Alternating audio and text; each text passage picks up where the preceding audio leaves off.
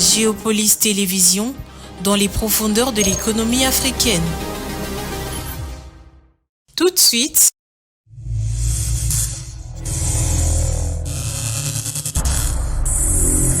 le journal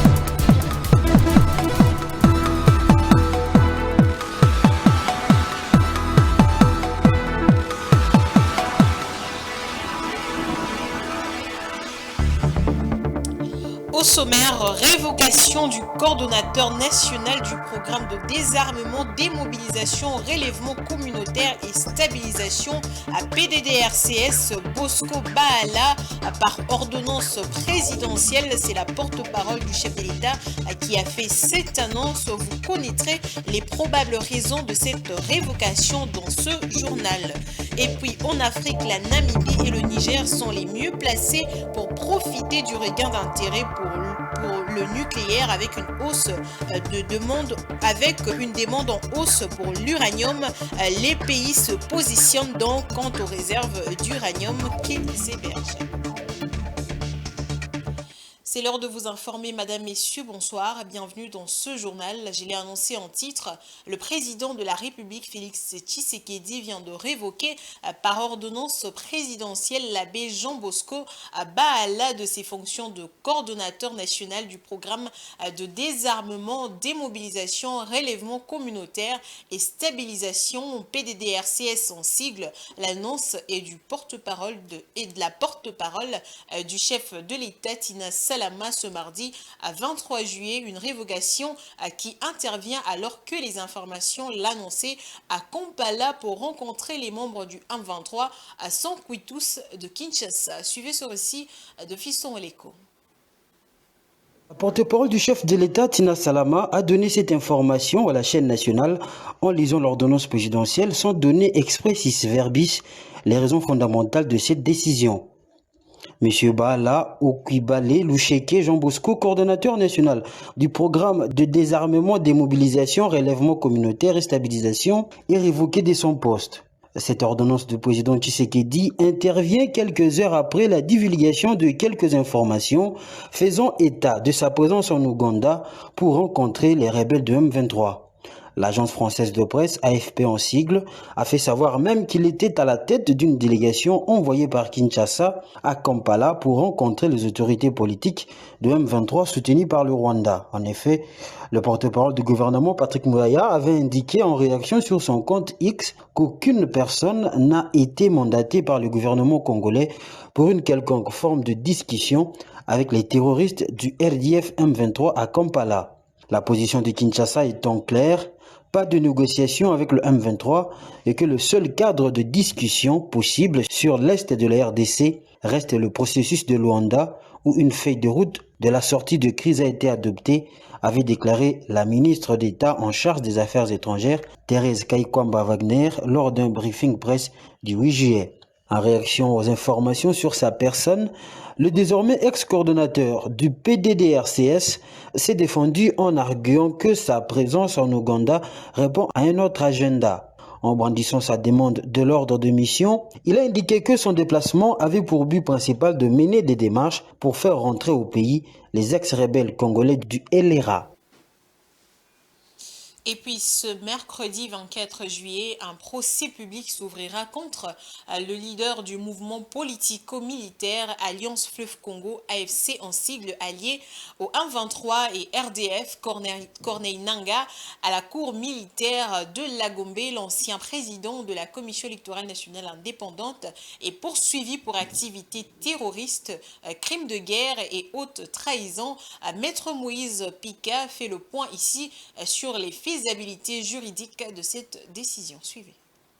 Il faut dire ici que le ministre de la Justice se base sur les dispositions des articles 70 de la loi du 11 avril portant organisation, fonctionnement et compétences des juridictions de l'ordre judiciaire qui reconnaît au ministre de la Justice les pouvoirs d'injonction ou de saisie des ministères publics de manière générale.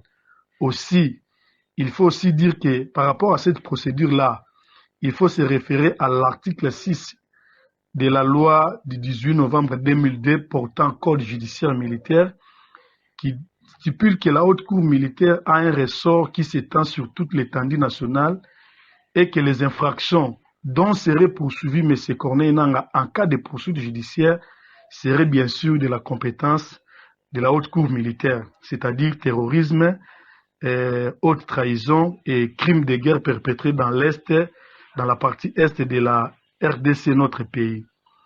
Troisièmement, c'est la question de savoir si, à partir de Kinshasa, parce que la haute cour militaire est établie selon la loi au niveau de la capitale de la République démocratique du Congo, alors la question se pose si, à partir de Kinshasa, un citoyen congolais qui se trouve à l'intérieur du pays peut donc faire l'objet de poursuites judiciaires.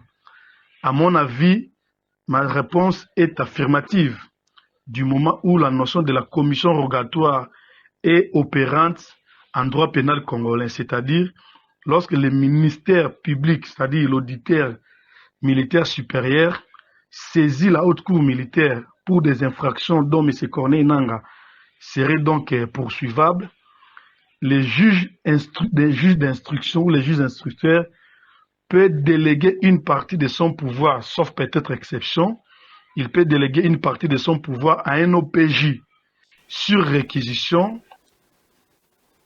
Et puis au Sénat, la voie est maintenant libre pour l'organisation de l'élection du bureau définitif à la Cour constitutionnelle siégeant en matière de contrôle de constitutionnalité vient de déclarer conforme à la Constitution le règlement intérieur du Sénat. C'est au cours de son audience publique sous la conduite de son président Dieudonné Kamuleta sur la requête du président du bureau provisoire de la Chambre haute du Parlement. Suivez l'extrait de cet arrêt choisi par Patience Lokeke. Prend la cause en délibéré et rend sa décision sur les bons. C'est pourquoi, vu la Constitution du 18 février 2006 telle que révisée à ce jour, spécialement les articles 109, 112 et 160 alinéas 1er, 2 et 4, vu la loi organique numéro 13/026 du 15 octobre 2013 portant organisation et fonctionnement de la Cour constitutionnelle en ses articles 43 et 96 alinéa 2, vu le règlement intérieur de la Cour constitutionnelle, spécialement les articles 27 alinéa 2, 34, 35, 36, 37 et 38 alinéa 4, la Cour constitutionnelle siège en matière de contrôle de conformité à la Constitution, après avoir entendu le procureur général en son avis, se déclare compétente, déclare la requête recevable, déclare conforme à la Constitution les règlements intérieurs du Sénat adoptés le 10 juillet 2024, mis à part les réserves formulées aux articles 119, 248 alinéa 3, 256 alinéa 4 et 258 tels qu'explicités dans la motivation, dit non conforme à la Constitution et par conséquent non applicable les articles 153 alinéa 1er et 243 du règlement intérieur du Sénat. Ordonne la mise en application du règlement intérieur vu le caractère détachable des dispositions non conformes. Dit n'y avoir pas lieu à paiement des frais d'instance. Dit que le présent arrêt sera signifié au président de la République, au président du Sénat, au président de l'Assemblée nationale, à la première ministre, au gouverneur des provinces et au président des assemblées provinciales. Et puis l'assainissement et l'amélioration de la mobilité dans la ville de Kinshasa a été au cœur d'un échange que le gouverneur de la ville de Kinshasa, Daniel Bumba, a eu avec l'ambassadeur turc en RDC, Murat Wiku. Au sortir de leurs échanges, l'ambassadeur turc a exprimé le vœu de voir les Kinois être témoins des bons résultats dans un futur proche. Suivez-le dans cet extrait.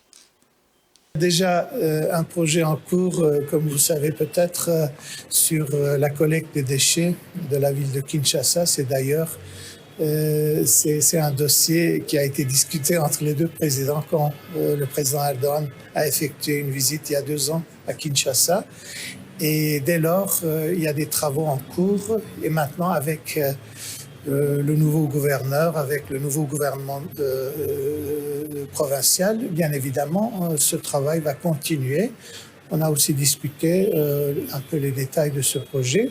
J'espère bien que dans un futur prévisible, nous verrons les résultats, les bons résultats de ce travail, parce que, bien évidemment, nous sommes tous soucieux de ce problème et je le sais très très bien que quand il y a des puits, les inondations, c'est causé aussi, entre autres, par le blocage des canaux, n'est-ce pas, par les déchets. Alors, si on pourrait changer un peu les circonstances, ça va immédiatement augmenter la qualité de vie des Quinois, des Quinoises.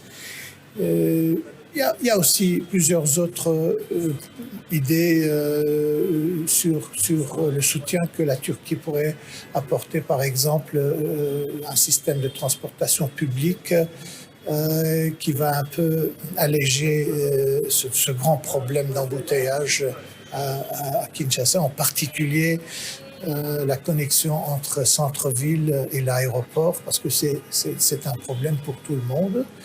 Et j'espère bien que dans quelques années, on peut avoir vraiment des résultats tangibles que le citoyen lambda, comme vous dites, pourrait sentir vraiment de près. Voilà, je vous remercie. Autre chose à présent, les médicaments n'est pas un produit comme les autres, sans contrôle des laboratoires et des autorités de santé. Ces produits n'offrent aucune garantie de qualité, de sécurité ou d'efficacité thérapeutique et peuvent mettre en danger la vie des patients. Pourtant, la plupart des pharmaciens et vendeurs des produits médicaux se permettent de vendre les produits falsifiés, ces derniers étant très nocifs pour la santé. Comment donc reconnaître les vrais du faux? Les éléments de réponse dans ce dossier du jour concocté par Rachel Missinga. À Kinshasa, comme dans l'arrière-pays, certaines pharmacies et personnes se complaisent à vendre des médicaments falsifiés. Selon l'OMS, les produits médicaux falsifiés sont ceux dont l'identité, la composition ou la source est représentée de façon trompeuse, que ce soit délibérément ou frauduleusement. Dans des boutiques, dans des magasins, même les produits pharmaceutiques. On prend un produit qui a déjà daté, on met dans un carton. Là, on a marqué par exemple, le produit, on a fabriqué ça à 2022. Ça doit expirer par exemple à 2023 ou 2024. Mais il projette déjà une date dans l'avenir. Et ça, c'est archi faux. C'est pour tuer la population, ça. Ces produits médicaux falsifiés peuvent être nocifs pour la santé et peuvent entraîner l'échec d'un traitement et mener les patients à la mort, à en croire le docteur Roland Longuengue. Les conséquences sont néfastes parce que j'ai donné le premier exemple ici. Un exemple simple, à supposer que dans les cartons, on écrit paracétamol. Mais dans les flacons, c'est un autre médicament. Vous voyez déjà que quand on donne ces produits-là, on est à côté de la cible. Donc on ne va pas avoir l'effet qu'on recherche vis-à-vis de la maladie ou bien du diagnostic qui a été posé. Et deuxièmement, si vous consommez un médicament qui est au-delà de la date de péremption, et là aussi c'est un autre problème, ce produit peut avoir des effets néfastes au niveau du corps. Les docteurs expliquent comment reconnaître un médicament falsifié. Concernant ces contrôles, il y a des choses simples. On regarde d'abord la date de péremption, on regarde le nom du médicament, dans le principe actif, parce qu'il y en a qui font des choses de la manière où dans la boîte, bien le carton dit médicament, c'est un autre nom du principe actif. Et quand vous ouvrez les médicaments qui est à l'intérieur, vous trouvez un autre principe actif. Donc ce sont des choses simples. Donc il faut vérifier si c'est le même principe qui est repris au niveau de la boîte et qui est repris également au niveau du flacon ou bien de la gelée, ainsi de suite. Certains produits médicaux falsifiés sont presque visuellement identiques aux produits authentiques et très difficiles à détecter. Toutefois, les étapes suivantes permettent d'en identifier un grand nombre. Premièrement, examiner l'état de l'emballage, les fautes d'orthographe ou les erreurs grammaticales. Ensuite, vérifiez les dates de fabrication et des péremptions. Et assurez-vous que les détails figurant sur l'emballage extérieur correspondent aux dates indiquées sur l'emballage intérieur. Enfin, assurez-vous que le médicament a un aspect correct, qu'il n'est pas décoloré, dégradé ou qu'il n'a pas d'odeur inhabituelle.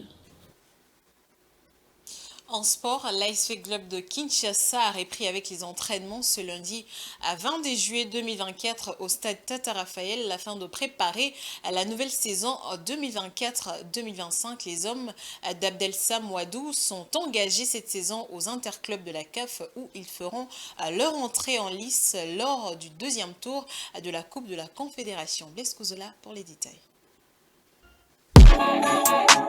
La rentrée des classes était effective chez les Dauphins Noirs de Kinshasa. En effet, l'ASV Club a repris les entraînements ce lundi 22 juillet 2024 au stade Tata Raphaël en vue de lancer sa saison 2024-2025 avec ses nouvelles recrues. Prenant la parole, le coach de la team vert et noir Abdelsam Ouadou et deux de nouvelles recrues se disent satisfaits du premier jour d'entraînement. Très content déjà de retrouver mes joueurs, de retrouver mon staff.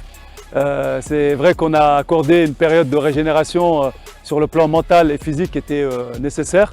Donc voilà, aujourd'hui c'était les retrouvailles, l'objectif c'était de retrouver des sensations, c'était de faire aussi connaissance un peu avec les nouveaux joueurs, même si on les connaît un peu, on connaît leurs qualités. Donc voilà, aujourd'hui c'est vraiment une reprise tranquille avec des objectifs finalement de monter aussi en puissance pour être prêt d'ici 7 à 8 semaines.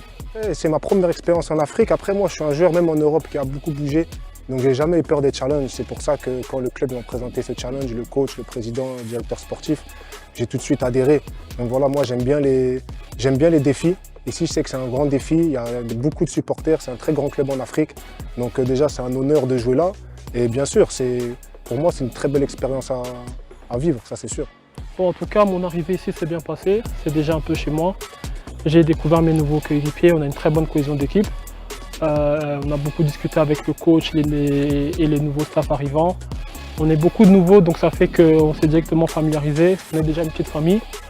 On a rencontré aussi les joueurs qui étaient déjà sur place. J'en connais déjà un avec qui j'ai joué en Belgique, héritier, donc tout se passe bien pour l'instant. Et c'est avec joie que je suis revenu chez moi, quoi. Vraiment, j'ai été impressionné par l'accueil du club. Donc les dirigeants, ils ont tout mis en place pour bien nous accueillir. Le pays, ça va, c'est très bon. J'ai découvert un nouveau pays. Donc on est là pour l'équipe de Vida Club. Donc on va donner le meilleur de nous-mêmes pour atteindre l'objectif et la confiance que les dirigeants ont mis sur nous. Notons que l'ASV Club est engagé cette saison aux interclubs de la CAF et débutera sa campagne africaine lors du deuxième tour de la Coupe de la Confédération face au vainqueur de la double confrontation entre Hotspurs de l'Eswatini et Stellenbosch d'Afrique du Sud. Les nouvelles recrues de l'équipe que dirige Amadou Diaby seront présentées aux supporters le dimanche 28 juillet prochain au stade de Tata Raphaël. Voilà, à présent, nous allons connaître le cours des matières premières avec Info UCO et Jojo Moulamba est avec nous sur ce plateau. Bonsoir Jojo Moulamba. Oui, bonsoir Damani Mujinga. Alors, on va commencer avec le pétrole. Le prix du pétrole affiche une baisse, mais les inquiétudes concernant l'offre limitent les pertes. Bien sûr, d'après les dernières nouvelles, le prix du pétrole brut ont baissé pour la deuxième semaine dans le cadre d'un mouvement de limitation de risques sur le marché, mais les inquiétudes concernant l'offre à court terme restent d'actualité, ce qu'a déclaré en fait la banque ANZ dans une note hier lundi, réduisant le perte subi à la fin de la semaine dernière. Le Brent a gagné 0,3% à 82,86 $ américains américain le baril et le West Texas Intermediate a augmenté de 0,3% à 80,43 dollars américains le baril au dernier pointage tôt lundi. Cette situation survient alors que la menace de feu de forêt au Canada pourrait avoir un impact sur la production pétrolière à hauteur de 400 000 barils par jour, a indiqué la banque ANZ. Plusieurs grands exportateurs russes de matières premières rencontrent également des difficultés dans leurs échanges avec la Chine. Le paiement direct effectué en yuan chinois ont été gelés ou retardés, a indiqué toujours la même source. Le comité de suivi de l'organisation de pays exportateurs de pétrole OPEP doit se réunir au début du mois d'août pour examiner le progrès de l'accord d'approvisionnement du groupe.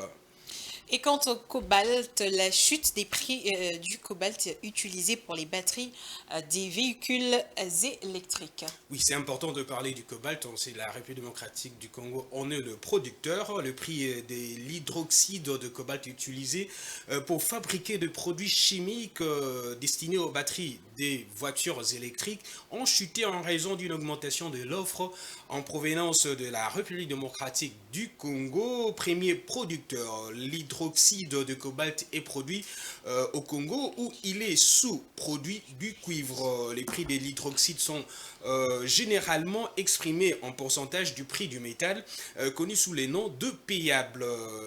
Selon Benchmark Mineral Intelligence, le paiement en août sont tombés à 46% du prix du cobalt métal contre environ 90% à la fin de 2021 et au début de 2022 lorsque le cobalt métal s'est négocié autour de 60 000 dollars américains la tonne métrique. Les cobalt se négocient actuellement autour de 32 000 dollars américains la tonne.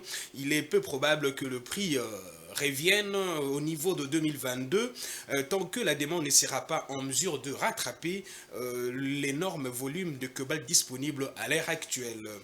Et il faut aussi noter que le producteur s'attend à un excédent de 17 000 tonnes sur le marché de cobalt cette année. Mais d'après toujours cette agence de notation qui estime que les approvisionnements de cobalt en Indonésie vont plus que doubler par rapport à l'année dernière pour dépasser les 19 000 tonnes, tandis que ceux de la RDC vont augmenter de plus de 14% pour atteindre les 169 000 tonnes, soit 17% du total mondial et qui s'élève à près de 23 000 tonnes. Les approvisionnements de la République démocratique du Congo, il faut les souligner, ont été stimulés par la reprise des expéditions de cobalt et de cuivre de la mine de Ntekem-Fungurume du groupe chinois MOC en juillet, donc 6 mois après un arrêt d'un an causé par un différend avec le gouvernement congolais. Et le cuivre a reculé de 0,4% et se négocie actuellement à 9 315 dollars la tonne. Oui, les cuivres, la RDC en est le premier producteur en Afrique, après le Chili. Au monde, les cuivres essuient sa 5e séance consécutive dans le rouge, minée par une économie chinoise qui peine à se redresser et l'absence de mesures de relance. À Londres, le cuivre a reculé de 0,4% depuis l'ouverture et se négocie à 9 315 dollars américains la tonne en ces débuts d'après-midi. Donc c'est mardi. Un peu plus tôt, il avait touché un creux à 9 306 dollars américains. La réunion du Parti communiste chinois, puisqu'on sait que la Chine, c'est les pays qui consomment le plus le cuivre, et c'est terminé sans que ne soit annoncé de mesures visant à soutenir l'économie, et c'est en dépit de chiffres plus bas que prévu de la croissance économique au 10e trimestre, d'après un analyste, un économiste, qui dit que la faiblesse actuelle du marché découle de la Chine. De plus, les spéculateurs ont tendance à retirer leur liquidité du marché. Et la demande du cuivre a doublé au cours de 25 dernières années, les gens demandant de plus en plus d'électricité, chaque jour. Elle devrait encore augmenter.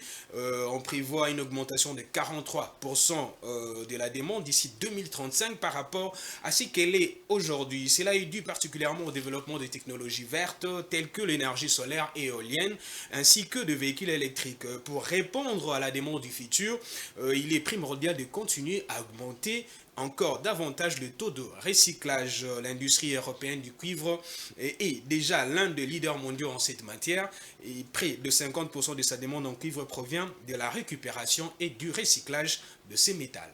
Et pour finir, l'or, le métal jaune vient d'atteindre des nouveaux sommets. Et Jojo Moulamba.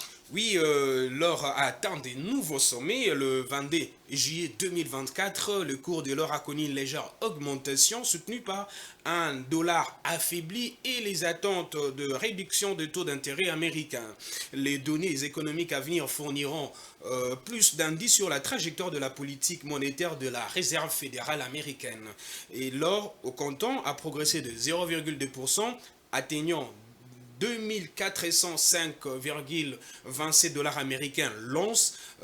La semaine dernière, le prix avait atteint un record historique de 2403 dollars américains. Les contrats à terme sur l'or américain ont également gagné 0,3%, se fixant à 2406,10 dollars américains. Les prix des lingots évoluent quotidiennement. Cette variation de la cotation de l'or est due à la disponibilité des lingots d'or dans les banques internationales, à l'état de réserve mondiale et à la demande des industries et des investisseurs. Voilà, vous venez là de suivre les cours de matières premières avec Jojo Moulamba. Merci à vous, Jojo Moulamba. Merci Damani, on se donne encore rendez-vous le mardi prochain à la même heure. Poursuivons avec l'actualité avec cette page internationale.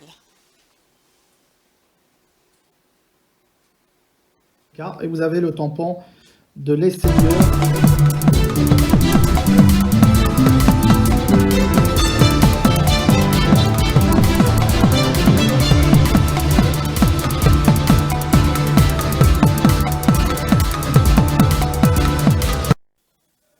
Je l'avais dit au sommaire, le regain d'intérêt pour le nucléaire à travers le monde s'accompagne d'une demande en hausse pour l'uranium.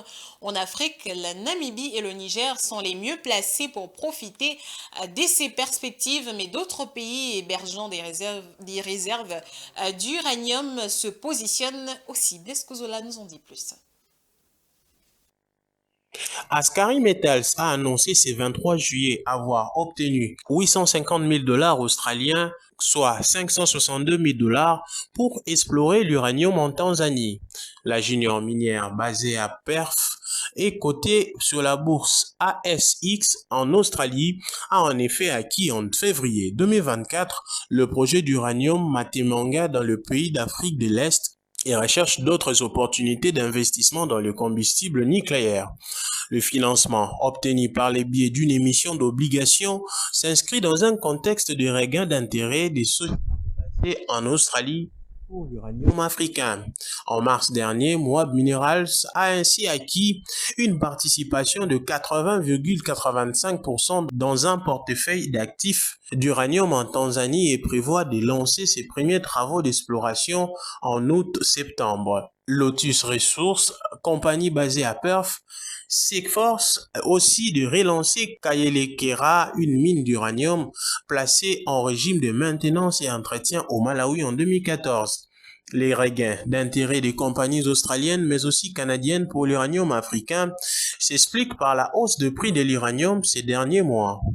Après la catastrophe nucléaire de Fukushima en 2011, la demande mondiale a progressivement baissé, entraînant un effondrement de prix. Plusieurs projets ont donc été reportés et les investisseurs se sont détournés du combustible nucléaire avant d'y revenir désormais en raison de la transition énergétique. Plusieurs pays s'étant en effet engagés à tripler la capacité d'énergie nucléaire installée dans le monde d'ici 2050, la demande mondiale d'uranium est attendue en hausse. Pour rappel, les deux principaux producteurs africains d'uranium sont la Namibie et le Niger, mais plusieurs pays du continent hébergent des réserves. La Mauritanie, la Tanzanie, les Botswana ou encore le Malawi sont autant de pays qui pourraient profiter de nouvelles perspectives sur le marché mondial de l'uranium.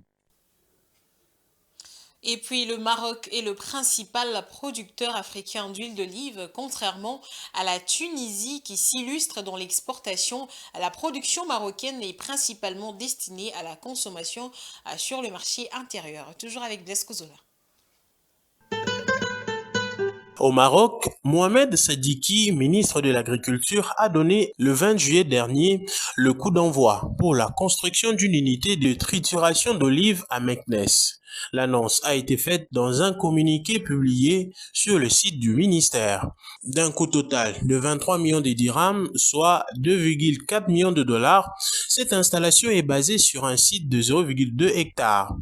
Alors que la capacité de transformation n'est pas révélée, il convient de noter que ces projets s'inscrivent dans le cadre du programme de développement de l'oléiculture mis en œuvre par l'Agence pour le développement agricole depuis 2016, mobilisant un investissement de 790 millions de dirhams, soit 80,2 millions de dollars financés par la Banque islamique de développement. Le dit programme est prévu pour installer 18 unités d'une capacité de trituration d'olive de 60 à 100 tonnes par jour pour la production d'huile d'olive à travers les 5 principales régions oléicoles, à savoir Tanger, Tétouan, Al-Hoceïma, l'Oriental, Fès-Meknes, Marrakech, Safi et Ben Mellal, mais également Kenifra. Au Maroc, la filière olive fournit 5% du PIB agricole et génère un chiffre d'affaires de plus de 60 millions de dollars par an selon les données officielles. D'après la FAO, le royaume chérifien a exporté environ 5% de sa production d'huile d'olive d'environ 195 000 tonnes en 2021. Madame, Messieurs, à présent, nous allons faire la lecture des différents journaux qui ont paru aujourd'hui dans la ville de Kinshasa. Faisons place à la revue de presse.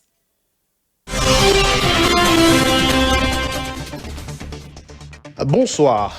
Commençons cette revue de presse avec cette information d'Info 27 qui titre « Agression rwandaise, Kinshasa dément toute négociation avec le M23 ». Contrairement aux rumeurs persistantes et aux distorsions calculées qui circulent sur diverses plateformes en ligne, Kinshasa n'a mandaté personne pour une quelconque négociation avec les terroristes du RDF M23 à Kampala, en Ouganda. Sur son compte X, le ministre de la Communication et Médias et porte-parole du gouvernement, Patrick Mouyaya, a publié un démenti des allégations circulant sur les réseaux sociaux en ces termes. Aucune personne n'a été mandatée par le gouvernement pour une quelconque forme de discussion avec les terroristes du RDF M23 à Kampala. Dans un autre registre, coup de sémence de la chef du gouvernement, être ministre n'est pas une profession, c'est un mandat, une mission, a déclaré Judith Souminois. Pour Forum des As, la première ministre s'est adressée à ses ministres hier lundi 22 juillet dans son exposé sur l'implémentation du programme d'action du gouvernement à l'occasion des travaux du séminaire gouvernemental qui se tient à Kinshasa. Dans son adresse, Judith Souminois Toulouka a rappelé que le gouvernement qu'elle dirige arrive dans un contexte sécuritaire difficile marqué principalement par l'escalade du conflit dans la partie est du pays où le Rwanda et ses supplétifs du M23. Cette situation entraîne des dépenses exceptionnelles supplémentaires qui auraient pu être allouées au financement du développement national, a-t-elle dit.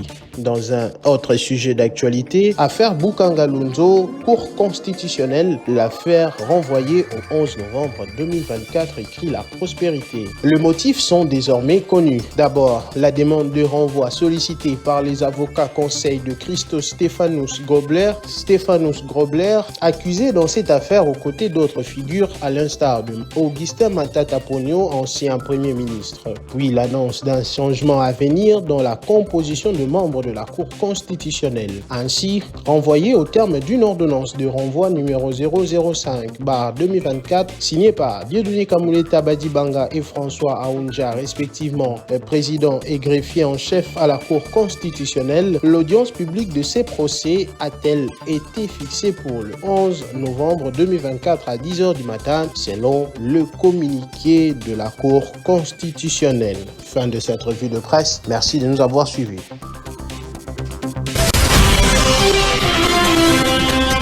Ce journal touche à sa fin, mais d'abord les rappels des titres. Révocation du coordonnateur national du programme de désarmement, démobilisation, relèvement communautaire et stabilisation PDDRCS Bosco Bahala par ordonnance présidentielle. C'est la porte-parole du chef de l'État qui a fait cette annonce. Vous avez suivi les probables raisons de cette révocation dans ce journal. Et puis en Afrique, la Namibie et le Nigeria sont les mieux placés pour profiter du regain d'intérêt pour le nucléaire avec une demande en hausse pour l'uranium. Les deux pays se positionnent donc quant aux réserves d'uranium qu'ils hébergent. Voilà, c'était tout pour ce soir. Madame, Messieurs, merci de votre aimable attention et surtout, portez-vous bien. Au revoir.